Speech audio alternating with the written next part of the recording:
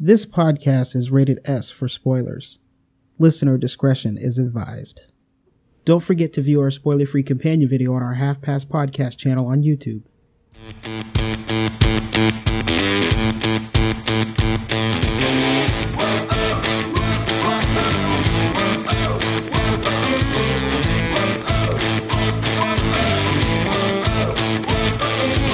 Welcome to the Half Past Podcast. This is episode 17, the movie review of Black Mass. We will also be discussing the Martian trailer. I'm Graham Rickson. Here with me is my friend and co-pilot Ian Jones. How about that Johnny Depp, buddy, huh? I know, man. I think he did a really good job in this one. I definitely caught me off guard. And no white makeup either. Oh gosh, you know how I feel about white face paint. And oddly enough, the last one that he did wasn't a Tim Burton movie. Go figure. Yeah. Before we get deep into that, of course, let's get into this Martian trailer here. Ridley Scott's new movie. All right. First of all, I've actually been excited about this movie because it looks really good. The only thing that's keeping me scared about it is the last Ridley Scott movie I saw was Prometheus. Yeah, you should know better than to get excited about Ridley Scott. I know. I got a weird hit and miss kind of feel to Ridley Scott sometimes. Even his movies that are supposed to be his good ones, I kind of don't like sometimes. And it's just, we'll have to see what happens, but I've been excited about it and I want to really see it. Yeah, well, we get very excited about his stuff. Yeah, we do. And then it's, and then you see two people running in a straight line while giant disc is chasing them, and it's like, just turn left. Oh, it's awful, man. I hope it's better than that one. It better be. Well, Neil deGrasse Tyson is going to the premiere. So definitely want to check out his tweets, man, because he usually tweets after he shows the movie, calling stuff out. Yeah, well, I'll check that out after we see it, and then that's see, fine. Like, if he calls BS on anything, we'll know about it. Another thing I wanted to say about this Martian movie is I'm not entirely sure about Matt Damon's character. I'm trying to figure out, I hope there's a little build-up to his character because he seems like he's just badass. Just like the lines that he has, there better be a build-up that he's just like the astronaut everybody can't stand kind of thing. Well, I'll tell you, I have a feeling there's going to be a lot of him talking to nothing, talking to himself. I'm sure. It's probably going to be really similar to Castaway, I'm sure. Oh. But it's just some of the lines that he says in the trailer. He's just like, well, I am the best botanist on this planet. Or he'll say, well, I got to figure how to grow food on this planet or whatever. On the planet. And then he's just like, so I'm going to have to science the shit out of this. And that's just like not what an astronaut would say. Well, that's a great line, though. Just as long as like the reason he wants to get home that he's fighting is not to get home to Helen Hunt, I think we'll be okay. I think that'll be good. Oh. Oh man, Helen Hunt. Oh, what happened to her? Well, we probably spent enough time on this trailer, Jones. Let's go ahead and get into the Black Mass movie review, all right? All right.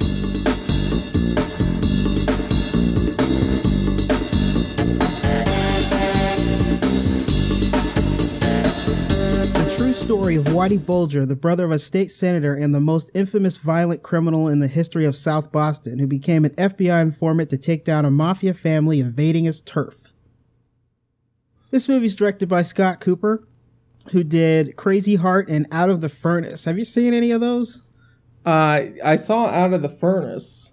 What is that one about? it's kind of it's a similar. Okay. They all have a feel to them, and I was gonna kind of get into this because he's been working with the same director of photography. Oh, okay, cool. Who is quite talented. We'll get into that later then.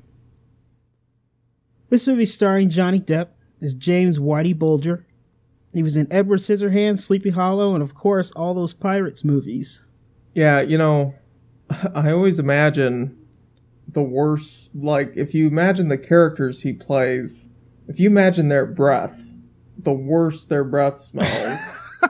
God. Like, probably the worst the movie is going to be, with the exception of, like, the first Pirates, but you figure it keeps getting, like, worse and worse. But, I don't know, as, you figure Whitey Bulger's breath isn't that great, but no one's going to tell him that. No, nobody's going to tell him that. There's no way in hell. That's something. Joel Edgerton as John Connolly. He was in Episode 2 and 3 of Star Wars, King Arthur, and The Great Gatsby. And you know that I like the King Arthur movie. I don't think you liked that one that much, but I was like a fan of that movie. No, I didn't, because it was, the once and future king, I consider to be that's the preeminent, that is King Arthur. Yeah, which is fine. That's the story you need to do if you're going to do a King Arthur thing. You know my opinion on that. That's like one of the few books you've actually read. Okay, like, you know my opinion on I'll that. give you that one. Who was he in Star Wars? He was Owen Lars. Oh, that's he was right. Uncle Owen. Yeah. Ugh. Yeah, maybe those movies could be put in a vault. Never to be. I'm sure eventually they're going to get put into a vault because of Disney. Disney's and you vault. Know what? They could just stay in there. So, Joel Edgerton, he's Edgerton, or however you pronounce it. Nice. He's he just wrote and directed his first movie, which was actually pretty good, The Gift. And he's really an amazing actor. And, I've seen him in a few things, and I think this might have been his best performance yet. I think this is like award worthy coming from him. Yeah, and really, we'll probably get into this later, but really the performances all around were just really good in this movie. Benedict Cumberbatch is Billy Bulger. He was, of course, in the Hobbit movies because he played Smaug. He's awesome. He plays Sherlock, and that's one you got to check out. Gee. Yep. He also did The Imitation Game and Star Trek Into Darkness, where he played a fantastic Khan. Yeah, I almost thought when I saw him, I didn't realize he was in this movie. It's kind of weird because Benedict Cumberbatch is kind of a strange-looking guy anyway. Yeah. And he actually looks different in this movie. I don't know what they did with him, but he just doesn't look as strange as I usually see him in movies. Yeah, well, everyone looks a whole lot different in this movie. Yeah, they do. I was going to talk about that later, but when I first saw him, I almost thought, he is probably too big of a star to be doing this part. Like it's almost distracting. Yeah. In a way. Dakota Johnson as Lindsay Sayre. She was in The Social Network, 21 Jump Street, and Need for Speed. I never got a chance to see that Need for Speed movie. Did you see that one with Aaron Paul? Yeah, it's okay. It's just alright. Right. Kevin Bacon as Charles McGuire, which he's done so many movies throughout his career.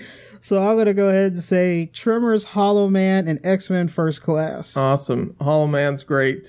Hollow Man's great. Really, when he showed up in X-Men First Class, I was like, all right, I mean, this guy doesn't seem like a joke anymore. Because he was for so long. And when is that Tremors reboot going to happen? Oh man, I would think that would never happen, but man, that'd be crazy. Oh, God, they could do it. I could totally do it. Peter Sarsgaard is Brian Halloran, who's in The Man in the Iron Mask, Jarhead, and The Killing TV series, which his performance in The Killing is actually really good. I can't stand him. Wow. Does this have anything to do? It does. Go ahead and say it, but it does. We've never had this discussion before, but go ahead and say the movie.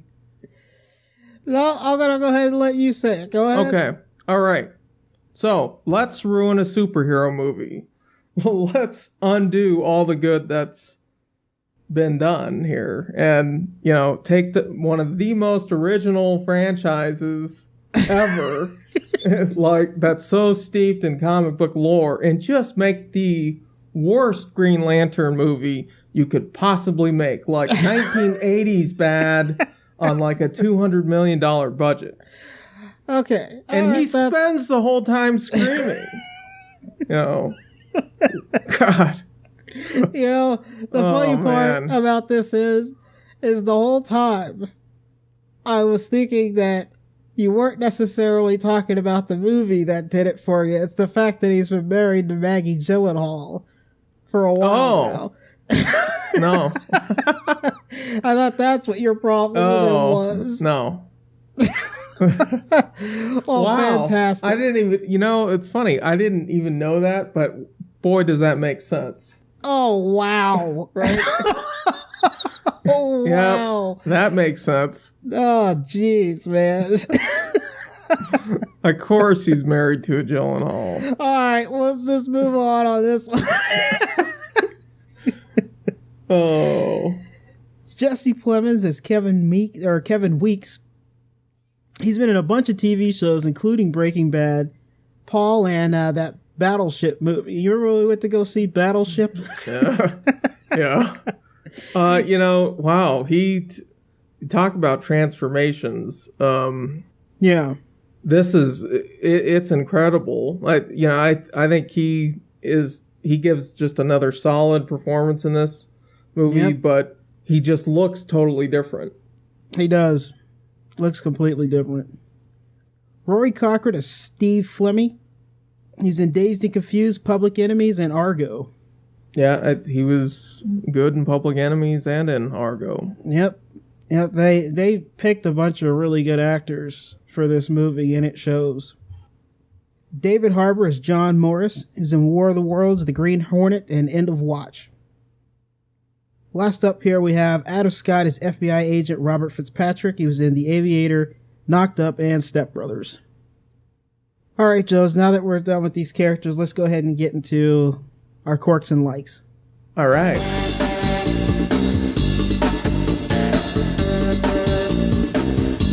All right, let's go ahead and get into the quirks and likes section here. One of my first quirks about this movie, I do not have a lot because it's just a really well done movie, I think. And the only thing I can think about is it's a little slow at times through this movie, but I think that just kind of happens when you get involved with these drama type movies.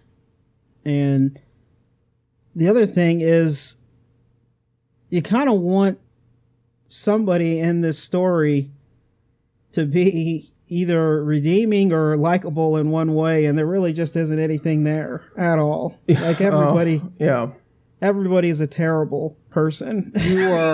You are right on the money with, I think, both of those things. Yeah, it's and I almost kind of want that. And even though this story it's a true story, and it's all these guys are just bad people, and but I mean, it's just when you watch the movie, you kind of want something to latch onto, and there is just nothing. Everybody's just terrible. Yeah, and what's a shame about this is, they introduced really briefly Corey Stoll's character. Yes. And it's obvious he's the guy who is not going to be corrupted. Yes, but they don't give him any time. Right. And it's unfortunate. And maybe the same thing too with Dakota Johnson's character, because I thought her performance was really good, but she doesn't really get the screen time either. No, she doesn't. The only other thing I have here is not necessarily a bad thing, but it's just seeing Johnny Depp in that makeup, man.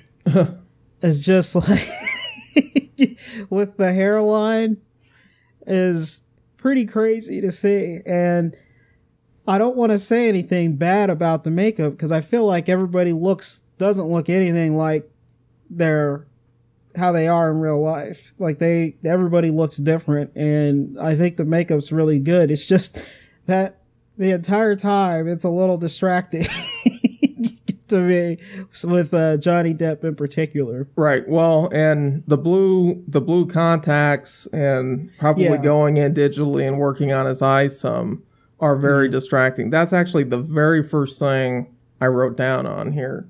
Because the makeup is superb, but every time you look at him, it just doesn't seem right. It's very distracting, but it almost works for the character because he's so out there, right? You know? Like that's the other thing is like it almost works for this guy because he's so off the rails that it almost works for him. I agree. It's kind of a weird thing, man. I actually don't have any other quirks. So what do you got, man? Well, just to stay on the eye thing, you know, that kid has like brown eyes and mom and dad don't. So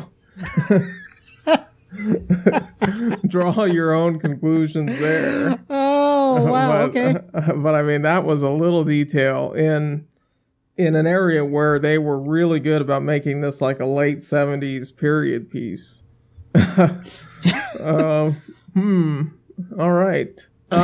So how about $200,000 to keep quiet about a murder? I would leave this conversation right now. Oh, and you wouldn't see me again. Wait a minute. It was $20,000. Oh, was it $20,000? It was $20,000. Oh, I thought it was 200. I'm like, what's this guy's problem? What's the big deal? It was definitely $20,000, but I mean, it's kind of the same thing, right? Okay, well, maybe back then I don't know what the conversion is, but you know, boy, for a sport which hey, that's not even around anymore. I know, right? Forget it. 30 years, no one's gonna know about this. How many shots can you fire on foot in broad daylight and simply walk away without the regular police getting to you? I don't know, but I mean, that one scene, I'm sorry, is like, I mean, what's a dragnet exactly? We don't want to find this guy. Take that guy out in broad daylight, and he was not fast about it at all. No, and matter of fact, there's a lot of that happens in this movie. Right? Yeah, just broad daylight, and they're just walking away. Oof. And if it hadn't actually gone down this way, where he ran away and was gone for so long, if this wasn't based off of that story, I would have had a huge issue, I think, with Whitey Bulger just running away. I think that's a real thing to do. Yep. After everything you've done. That's exactly what he did. Yeah. The only other thing I guess I had is it is a really slow story, and it just grinds to a halt, I think, during the middle of it. Yeah. But some of the things in the bigger scope, I think, which they didn't really even get into, I think happened during the actual trial. Oh, yeah. Where some of these guys were having to face each other. Yeah. And, none of that really was talked about, and maybe that's not quite what the movie was about, but I thought it was going there, and it just sort of ended with, just little text blurbs. Yeah.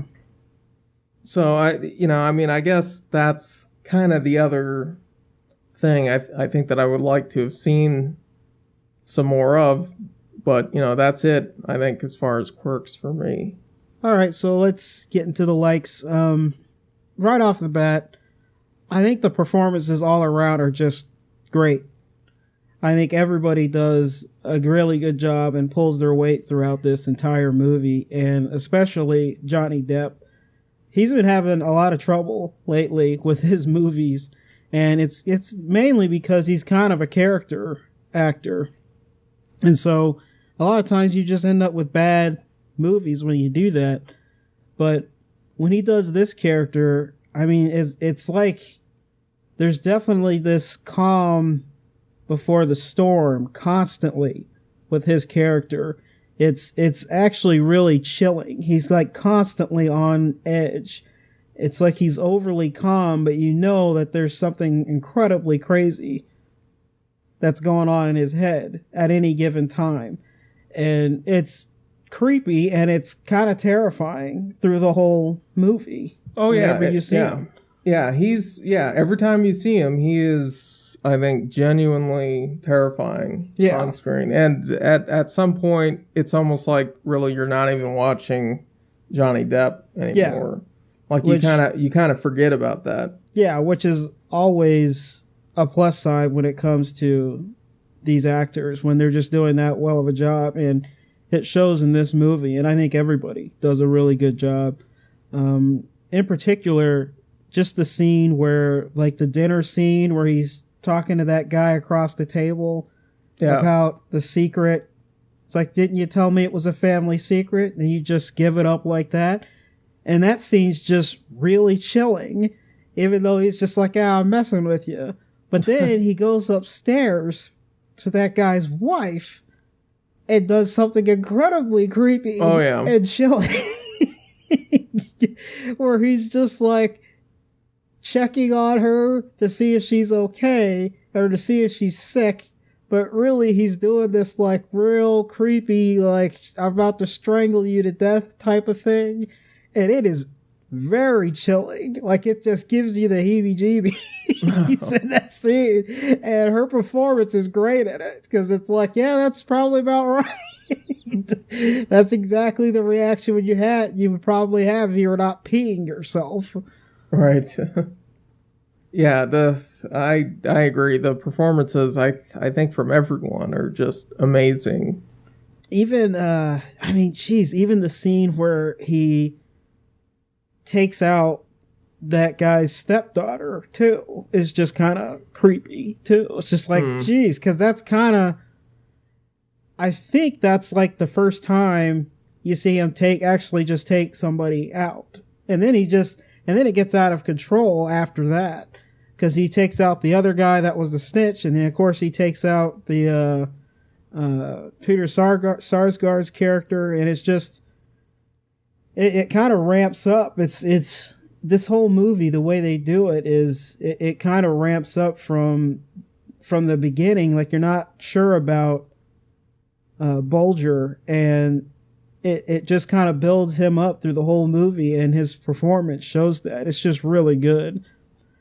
The only other thing I have to say, because I think the performances is hands down the best part of this movie, is anytime there's a movie with Boston accents, I'm game. So nice. All right.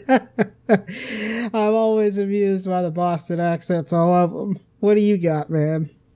So we talked about the performances, but I think a lot of times maybe it's easy to forget about the like cinematography. So I really like their director of photography. He's known as Masa, and I'm not even going to try to pronounce his name, but he's incredible.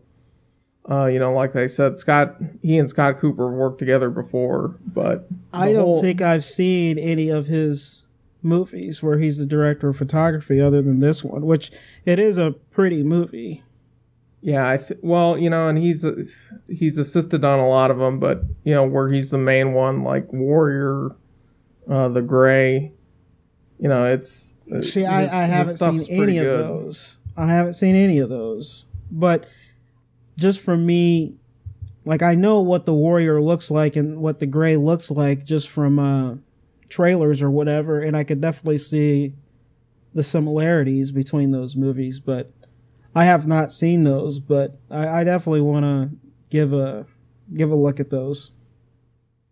I like looking at just cinematography, and the director of photography guys are always good to look at for that kind of stuff. Kind of like the guy, I can't remember his name, but the guy who did Gravity, where I think he won twice for best cinematography in a row for Academy Award.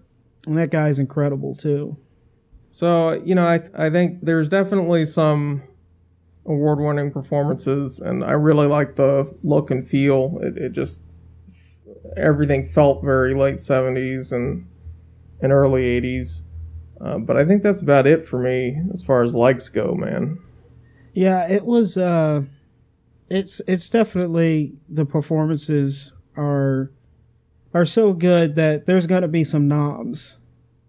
I mean, there's got to be Academy Award nominations in this movie, hands down. There just has to be. So I agree. So let's go ahead and get into the ratings, man. Okay, sounds good. Well, first of all, I'd like to say that typically I wait for these movies to come out on DVD or whatever, on Blu-ray to watch them. So I don't normally go and watch these movies, but I definitely think it should be a go see it. It is a really good movie, and the performances are fantastic. And I really think that there's got to be some Academy Award nominations in on this. So I say go see it. Yeah, well, I agree. I think the performances are there, but I think the story isn't. I think it's too sluggish. I also think it's real similar to Public Enemies. So, and that's another one of those crime period pieces. So I say that it's a solid rental. All right, if anybody would like to contact us, you can always contact us at halfpastpodcast.com. Like us on Facebook. Rate us on iTunes. We're on Stitcher and Libsyn. And you can always email us at halfpastcast@gmail.com. That's halfpastcast@gmail.com. Let us know you're listening. We spent a lot of time on Twitter, too, at halfpastpodcast. Good old Half Past Podcast. Yes.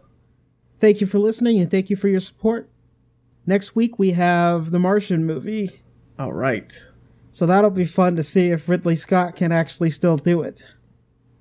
Yeah. Keep getting drawn in. It's not quite an M. Night Shyamalan. No, it's not that bad. Thing, but it's not that bad. But you definitely you get drawn in, and you're like, I don't know about this. This is the Half Past Podcast. I'm Graham Ricks. Jonesy. See you next week.